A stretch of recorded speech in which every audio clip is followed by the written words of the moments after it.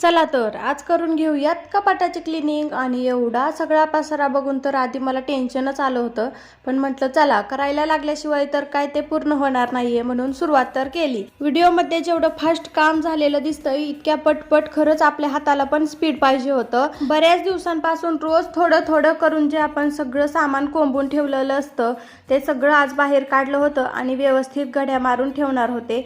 ज्या साड्या मी कधीतरी वापरते त्या साड्या वेगळ्या कप्प्यामध्ये असतात आणि डेली यूजसाठी ज्या साड्या वापरते त्या साड्या मी वेगळ्या कप्प्यामध्ये ठेवते। पण आता असं झालं होतं की सगळ्याच साड्या एकाच कप्प्यामध्ये ठेवल्या गेल्या होत्या। कुठे गेलं आणि बाहेरून आलं व्यवस्थित ठेवण्याचा आळस केल्यामुळे हा सगळा पसारा झाला होता।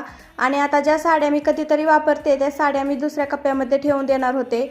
आणि बघायला गेले तर या कप्प्यामध्ये पण साड्या ठेवण्यासाठी जागा नाहीये। मी सगळ्या साड्या कॅरीबॅगमध्ये भरून ठेवल्या होत्या, पण कशी तरी ऍडजस्टमेंट केली आणि अलीकडचा कप्पा आता हा जरा मोकळा मोकळा वाटायला लागलेला आहे। तुमचं पण माझ्यासारखंच होतं का हो? चलो तर बाय, भेटूयात उद्याच्या ब्लॉग मध्ये।